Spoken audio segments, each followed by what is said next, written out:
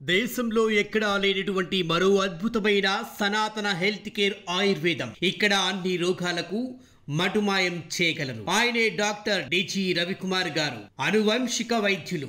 ఈ మధ్య కాలంలో చాలా మంది స్పర్మ్ కౌంట్ కానివ్వండి, అంగం మెత్తబడిపోవడం కానివ్వండి, ఇటువంటి సమస్యలతోటి డైవర్స్ తీసుకున్న వాళ్ళు కూడా చాలా మంది ఉన్నారు.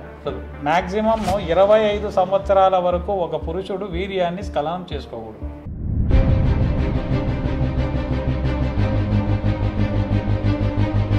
ఇప్పటి జనరేషన్ ఎలా ఉందంటే పెళ్ళి అవసరమే లేదు, మొబైల్ చూసుకోవడం ఏదో గిఫ్ట్ వస్తుంది, సెక్సువల్ పోజులు వస్తుంటాయి, వీళ్ళు పర్సనల్గా చూసుకుంటుంటారు.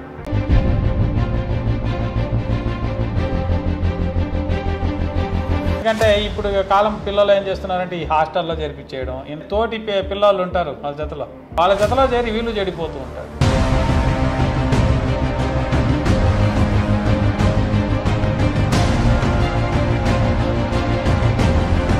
అలా హస్తప్రయోగాలు చేసి ఏమవుతుందంటే ఈ అంగం అనేది పైకి లేవడానికే సమస్య ఇచ్చేస్తుంది.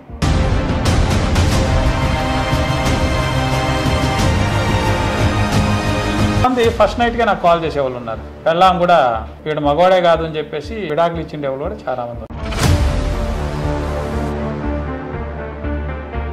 ఈ పొగుల్లో వీడియోలో అవి ఇవి చూడడం, ఈ చూసింది రాత్రి కళ్ళలేక అట్లాగే వస్తుంది. అమ్మాయి వీళ్ళు ఏం చేస్తే అమ్మాయిని పట్టుకున్నట్లే ఉంటుంది, వీడ లీక్ అవుతా ఉంటుంది.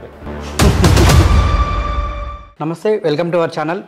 ఈ మధ్య కాలంలో చాలామంది అంటే స్పర్మ్ కౌంట్ కానివ్వండి, అంగం మెత్తబడిపోవడం కానివ్వండి, సో తొందరగా అవుట్ అవ్వడము, సో ఇదంతా కూడా పర్సనల్ ప్రాబ్లమ్స్.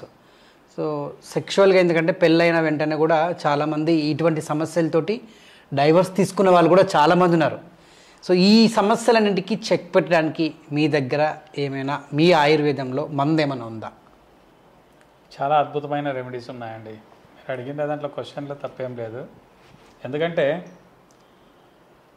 ఇప్పటి జనరేషన్ ఎలా ఉందంటే మ్యాక్సిమమ్ పెళ్ళి అవసరమే లేదు, ఇప్పుడు మొబైల్ ఉన్నాయి, మొబైల్ చూసుకోవడం ఏదో గిక్తా ఉంటే ఏదో ఒకటి వస్తుంది, సెక్సువల్ పోజులు వస్తుంటాయి, దాన్ని వీళ్ళు పర్సనల్గా చూసుకుంటుంటారు. 12 ఏళ్ళకే మొబైల్ తీయిచ్చేస్తున్నారు, 12 ఏళ్ళు 13 ఏళ్ళు 15 ఏళ్ళకే మొబైల్స్ వస్తున్నాయి, దాన్ని గీక్కుంటూ ఉంటారు. ఈ ఫేస్బుక్, వాట్సాప్, యూట్యూబ్లు చూసుకొని అది సెక్సువల్ది ఏదైనా ఒకటి ఇంట్రెస్ట్గా ఉండేది కనిపించింది అనుకోండి, దాన్ని చూసుకొని కూర్చుంటారు. అట్లా వాళ్ళకి ఇంకా ఏజ్ అనేది ఉండదు. మ్యాక్సిమమ్ 25 సంవత్సరాల వరకు ఒక పురుషుడు వీర్యాన్ని స్ఖలనం చేసుకోకూడదు. అలా స్ఖలనం చేసుకుంటూ వచ్చారనుకోండి, బాడీలో ఎనర్జీ అనేది ఉండదు. స్ఖలనం అంటే చాలా మందికి అర్థం కాదేమో, నేను చెప్తాను క్లియర్గా, వాడుక భాషలో చెప్తే వాడుకు చెప్తాను. స్ఖలనం చేసుకోవడం అంటే చెప్తాను. ఏమంటే స్ఖలనం అంటే ఏమంటే హస్తప్రయోగాలు అంటారు. చేత్తో కొట్టుకొని హస్తప్రయోగం చేసుకొని, హ్యాండ్ వర్డ్ అంటే ఏమో అంటారు కదా, హ్యాండ్ జాబ్ అంటారు. అది చేసుకొని ఏం చేస్తుంటారంటే వీర్యము తనకు తానుగా పోతూ ఉంటుంది. వీళ్ళు అభ్యాసం చేస్తారు. అభ్యాసం చేసి 1-2 సంవత్సరాలు దీన్ని ఎప్పుడు రూఢీ చేసుకుంటారో ఆల్మోస్ట్ 13 సంవత్సరాల నుంచినే స్టార్ట్ చేస్తారు. ఎందుకంటే ఇప్పుడు కాలం పిల్లలు ఏం చేస్తున్నారంటే ఈ హాస్టల్లో చేర్పించేయడం, ఇండ్ల కాడ ఇది ఉండదు అని చెప్పి, ఆ వసతులు లేదు చదువుకోవడానికి అని చెప్పి తీసుకెళ్ళి హాస్పిటల్లోకి వేస్తారు.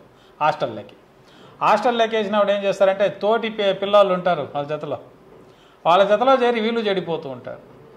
అలా హస్తప్రయోగాలు చేసి ఏమవుతుందంటే ఈ అంగం అనేది పైకి లేవడానికే సమస్య ఇచ్చేస్తుంది.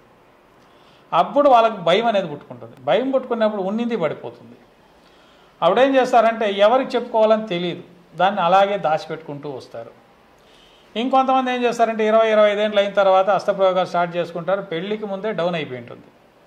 ఇంకొంతమందికి ఏమవుతుందంటే ఉమ్మసలు చేసుకునేస్తారు, పెళ్ళి ఉండాలి, ఏం సమస్య లేదు అనేది ఒక నమ్మకం పైన చేసుకునేస్తారు. కొంతమంది ఫస్ట్ నైట్గా నాకు కాల్ చేసేవాళ్ళు ఉన్నారు. ఫస్ట్ నైట్లోనే ఏం లేదు అని పెళ్ళాం కూడా వీడు మగవాడే కాదు అని చెప్పేసి విడాకులు ఇచ్చిండేవాళ్ళు కూడా చాలామంది ఉన్నారు.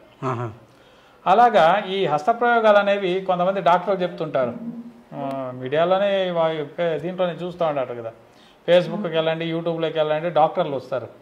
డాక్టర్ల దగ్గరికి అడిగారనుకోండి, ప్రతి ఒక్కరు ఇదే క్వశ్చనే చెప్తుంటారు. ఏమని? హస్తప్రయోగాలు చేసుకోవచ్చు, ఏ సమస్య లేదు అంటారు. ఎప్పుడో నెలకో 2 నెలలకో ఎప్పుడో ఒకసారి హస్తప్రయోగం చేసుకుంటే ఏ సమస్య లేదు. డాక్టర్లు వండుకొని హస్తప్రయోగం చేసుకుంటే సమస్య లేదు అంటే వీళ్ళు ఏం చేస్తారంటే రోజు కొట్టుకునే స్టార్ట్ చేస్తారు.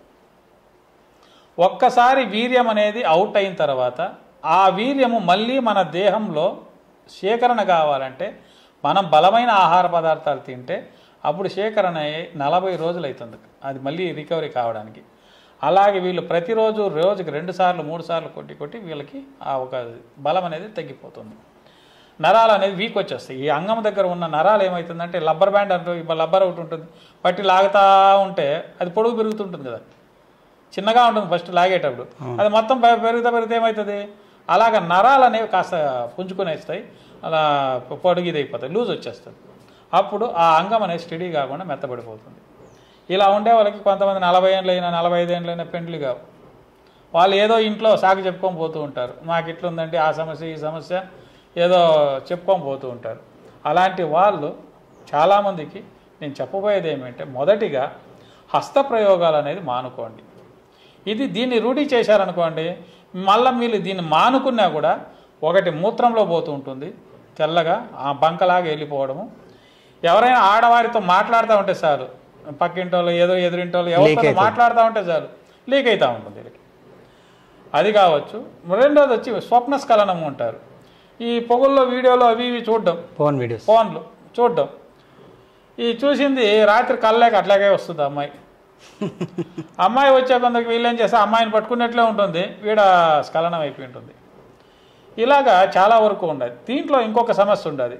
ఇంకొంతమందికి మోహిని కాట అంటారు, మోహిని తొందరిస్తుంది అని. అంటే కొన్ని నక్షత్రాల వాళ్ళకి ఏం చేస్తుందంటే మోహిని అనేది ఒకటి ఉంటుంది. అది ఏం చేస్తుందంటే సేమ్ నువ్వు పొగల్లో ఏం చూసింటావో రెయ్యి అలాగే పేస్కట్లో వస్తుంది, అతనితో పనుకున్నట్లు సంభోగం చేసినట్టు మొత్తం డీటెయిల్ ఉంటుంది.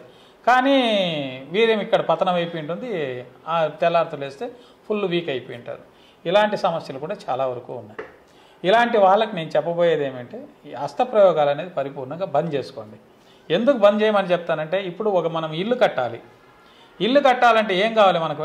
బేస్మెంట్ బలం ఉండాలి. అవును, బేస్మెంట్ బలం లేకపోతే నువ్వేం ఇల్లు కట్టాక అవుతుందా? ఒక ఫ్లోర్ కాదు 2 ఫ్లోర్ కాదు, ఎంత కట్టాలన్నా కూడా బేస్మెంట్ బలం ఉండాలి. దేహానికి ధాతువు అనేది బేస్మెంట్ లాంటిది.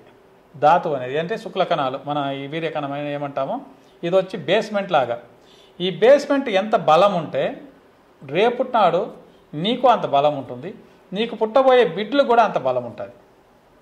అది కాకుండా మనం ఏం చేస్తామంటే ఈ హస్తప్రయోగాలు, చెడు దిండ్లు, ఈ పాన్ ప్రాకులు, గుట్కాలు అవి లేనిపోని అభ్యాసాలు పెట్టుకొని దాన్ని పెళ్ళైన తర్వాత ఏం చేస్తుందంటే పుట్టే పిల్లల్లో రోగాలు అనేవి స్టార్ట్ అవుతాయి, సమస్య.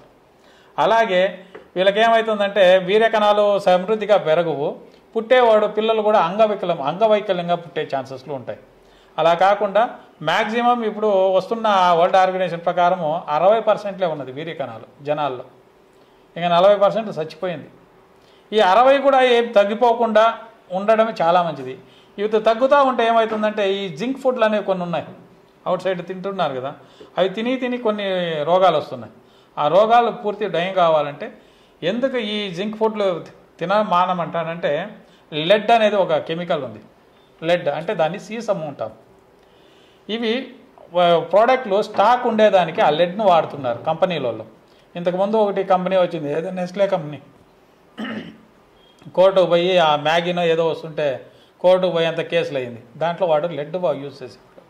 అలాగా ఈ ప్రోడక్ట్లో లెడ్ అనేది యూజ్ చేస్తే అదేమవుతుందంటే పురుషాంగమే కాదు దేహమే సచ్చుబడుతూ వస్తుంది. ఇలాంటి పదార్థాలు ఏది వాడకుండా మంచి ఆహార పదార్థాలు ఇంట్లో దొరికేటివి, డ్రై ఫ్రూట్స్ ఇలాంటివంతా వాడుకుంటూ ఆరోగ్యాన్ని కాపాడుకుంటూ వస్తే వీళ్ళకి పుట్టబోయే బిడ్డలు కూడా ఆరోగ్యవంతులుగా ఉంటారు. అలా కాదంటే ఒక 40% 50% వీర్యకణాలు ఉన్నాయనుకోండి, ఐవీఎఫ్కి వెళ్ళండి అంటారు. ఐవీఎఫ్కి వెళ్ళినా కూడా గ్యారంటీనా అది రోగగ్రస్త బిడ్డే పుడతాడు. మ్యాక్సిమం 70 to 80 మిలియన్ పైన ఉంటే చాలా అద్భుతమైన పిల్లలు పుడతారనమాట. వీళ్ళ ఫ్యూచర్ కన్నా ముందర పుట్టబోయే పిల్లల ఫ్యూచర్ అన్నా చూసుకొని వీళ్ళ మైండ్లో పెట్టుకోవాలి. దాన్ని ఇలా పెట్టుకుంటే ఆ సమస్య క్లియర్ అవుతుంది. సో వీటికి మీ దగ్గర ఉన్నటువంటి అంటే ఆయుర్వేద మెడిసిన్ ఏంటి? మా దగ్గర కొన్ని ఆయుర్వేద మందులు దొరుకుతాయి. ఆయిల్ దొరుకుతుంది, అంగలేపనానికి అని చెప్పి ఆయిల్ ఒకటి ఇస్తుంటాము, తినేదానికి మందులు దొరుకుతూ ఉంటాయి, దాన్ని ఇస్తుంటాము. అలా వాడుకుంటూ వచ్చారంటే కంపల్సరీ ఒక 3 నెలలు 4 నెలలు వాళ్ళ సమస్యను బట్టి ఉంటుంది. ఇంకొంతమందికి నెలకే క్లియర్ అయ్యే వాళ్ళు ఉన్నారు, 2 నెలలకే క్లియర్ అయ్యే వాళ్ళు ఉన్నారు. ఇప్పుడు మేము చెప్పేది ఏమో 3 నుంచి 4 నెలలు 5 నెలలు వాడమని చెప్తాము. కొంతమంది నెల 2 నెలలు వాడేసి మానుకుంటారు. అది బాగా వర్క్ అవుతూ ఉంటుంది. మళ్ళీ 2 ఏళ్ళకో 3 ఏళ్ళకో మళ్ళీ కాల్ చేస్తారు, సార్ మేము ఇంతవరకు వాడినాం, ఇట్లా సరిపోయింది, ఇప్పుడు మళ్ళీ వాడాలనుకోండి. సరే వాడుకోండి అంటాం. ఇలా ఉంటుంది. అలా కాకుండా మీకు మీరుగా వీళ్ళే తయారు చేసుకోవచ్చు. కొన్ని రెమెడీస్ నా వీడియోస్ చాలా వరకు నేను ఏది పాసిబుల్ ఉందో దాన్నే చెప్తుంటాను నేను. ఎందుకంటే కొన్ని మెడిసిన్స్ అంతా వాళ్ళు చేసుకునేదానికి కాదు, దానికి ఏం చేస్తాం, వాళ్ళకి ఏమవుతుందో దాన్ని చెప్తూ వస్తాను నేను. ఇప్పుడు అంగం తొందరగా మెత్తబడిపోతుంది. రెండవది వచ్చి శీఘ్రస్ఖలనము అంటారు, తొందరగా అంగం మెత్తబడేదాన్ని శీఘ్రస్ఖలనం అంటారు. అలాగే స్టడీనే కావటం లేదు అనే సమస్యకి ఒక రెమెడీ చెప్తాను నేను. చూడండి, ఇది మోతుగా చెట్టు అంటాం. మన పక్క పంట పొలాల్లో చాలా వరకు దొరుకుతూనే ఉంటుంది. ఇది మోదుగ చెట్టు. ఇది మనకు ముందు కాలంలో ఒక 20-30 ఏళ్ళకు ముందు ఇది మనము ఇస్తరాకులు కుట్టించుకునేవాళ్ళం, ఇస్తరాకుల్లో భోంచేసేవాళ్ళం. ఇస్తరాకులు అంటే దీంట్లో అన్నం తింటే ఎంత అద్భుతమైన ఆరోగ్యాన్ని ఇస్తుందంటే స్కిన్ అలర్జీస్ అన్ని కూడా దూరం చేస్తుంది. ఇది చాలా అద్భుతమైన ఆకు. ఇది దీన్ని మనం ఏం చేయాలంటే ఆకు తీసుకోవాలి, ఆకు కానీ బెరడు కానీ మాను బెరడు కానీ తీసుకొని బాగా దంచేసి రసం తీసుకోవాలి. ఆకు రసం కావచ్చు లేదా బెరడు రసం కావచ్చు. తీసుకొని దాంట్లోకి జీలకర్ర, బాగా మన ఇంట్లో దొరుకుతుంది జీలకర్ర, ఆ జీలకర్రని దాంట్లో వేసి బాగా నూరాలి. నూరితే ఎట్లా ఉండాలంటే పేస్ట్ లాగా ఉండాలి. మనం మగానికి పూసుకుంటే పేస్ట్ ఎట్లా ఉండాలి అలా నూరాలి. నూరేసి రాత్రి పడుకునేటప్పుడు అంగం మీద పట్టాలి, పట్టులాగా వేసి ఒక తోమలపాకు కానీ లేదా ఇదే ఆకు కానీ ఊరికి అట్లా చుట్టి ఒక రబ్బర్ బ్యాండ్ టైప్ ఊరికి టైట్ వేయకూడదు. కావాలంటే దీన్ని వచ్చి సూక్ష్మాంగం అంటారు. సూక్ష్మం అంటే చాలా మృదువుగా ఉండే అంగం అన్నమాట. ఒక ఊరికి అట్లా టైట్ చేసి వదిలేసి తెల్లవారితో లేసి స్నానం చేసుకోవచ్చు.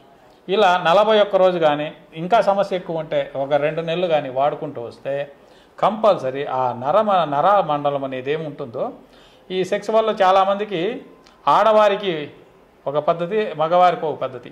ఈ సెక్స్ వల్ల నరాలే వేరనమాట. బాడీలో ఉన్న బాడీ చూడడానికి బాడీ బిల్డర్ చాలా బలంగా ఉంటారు, ఏది కావాలని ఎత్తేయగలరు, చూపించగలరు. కానీ నరాలే, ఆ నరమండలం సెక్స్ వల్ల ఉండే నరాలే వేరే అనమాట.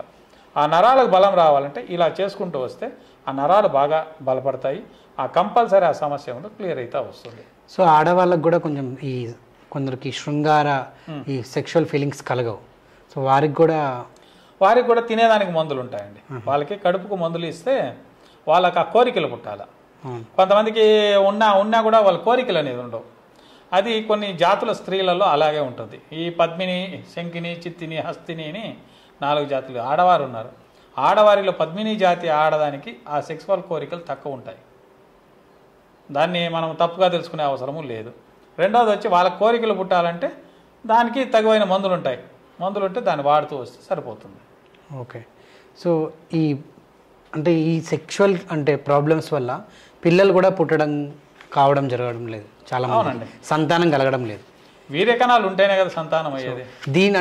ఈ యొక్క మెడిసిన్ ద్వారా సంతానం కూడా మీరు కలిగిస్తారు. ఇది వచ్చి అంగం స్టడీ కావడానికి అంతే. ఇది అదే నేను ఇప్పుడు చూపించింది, అది అంగం స్టడీగా అయ్యి బాగా స్ట్రెంత్గా నిలుచుకోవడానికి అంతే. ఇది దీనికి వీర్యకణాలు పెరగడానికి కడుపుకు మందు ఇవ్వాలి. తిన్న ఆహార పదార్థాలు బలంగా ఎలా ఉంటాయో అలాగే మందులు మనం ఇచ్చామంటే అది కంపల్సరీ ఆ వీర్యకణాలు అనేవి పెరుగుతాయన్నమాట. దేహంలో వీర్యకణాలు పెరిగిందంటే పిల్లలు సామాన్య దానికే పుడతారు. ఓకే, అదేం సమస్య లేదు. సో దానికి కూడా మెడిసిన్ ఇస్తారు? ఇస్తామండి. వీర్యకణాలు పెరగడానికి మా దగ్గర ఉండేది ఎక్కువ అదే మెడిసిన్స్. ఓకే. సో అది చాలామంది శృంగార సమస్యలు సెక్షువల్ ప్రాబ్లమ్స్ తోటి చాలామంది ఈ మధ్యకాలంలో విడాకులు డైవర్స్ తీసుకునే వాళ్ళు కూడా చాలామంది అనేకం ఉన్నారు. సో అలాంటి వాళ్ళకి ఎటువంటి శృంగార ఇబ్బందులు కానివ్వండి, సెక్షువల్ ప్రాబ్లమ్స్ ఉంటే కింద స్క్రోల్ అవుతున్న నెంబర్కి గురూజీకి కాల్ చేసి మీ యొక్క సమస్యను ఆయనతో చెప్పుకొని ఆయన దగ్గర నుంచి మీరు మెడిసిన్ పొందవచ్చు. సో చాలామంది ఎక్కడెక్కడ దూర ప్రాంతాల్లో ఉన్న వాళ్ళు రాలేరు కాబట్టి కింద స్క్రోల్ అవుతున్న నెంబర్కి కాల్ చేసి మీ యొక్క సమస్యని పరిష్కరించి ఈ యొక్క మెడిసిన్ని వాడండి. తొందరలో వితిన్ 41 డేస్, నెల రోజుల్లో కూడా తగ్గిన వాళ్ళు కూడా ఉన్నారట. చాలా తక్కువ రోజుల్లోనే మీరు ఈ యొక్క సమస్య నుంచి బయటపడతారు. ఇంకా ఆలస్యం చేయకుండా కాల్ చేసి గురుగారిని సంప్రదించండి. ఓకే, థ్యాంక్ యూ గురు. దేశంలో ఎక్కడా లేనటువంటి మరో అద్భుతమైన సనాతన హెల్త్ కేర్ ఆయుర్వేదం. ఇక్కడ అన్ని రోగాలకు మటుమాయం చేయగలరు. ఆయనే డాక్టర్ డిజి రవికుమార్ గారు, అనువంశిక వైద్యులు.